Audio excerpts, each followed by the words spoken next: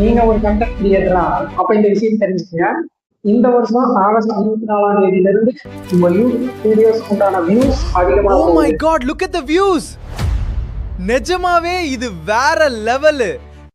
யூடியூபோட அதிகாரப்பூர்வ அறிவிப்பு என்ன? ஆகஸ்ட் 24ஆம் தேதியில இருந்து உங்க வீடியோ பிளே ஆன ஃபர்ஸ்ட் ஃப்ரேம்ல இருந்து வியூஸ் கணக்காயிடும். இது short video, long video, live, podcast எல்லாத்துக்குமே இது பொருந்தும். அப்படின்னா வருமானம் அதிகமா வருமா அப்படின்னு கேட்டா அங்கதான் ட்விஸ்ட்.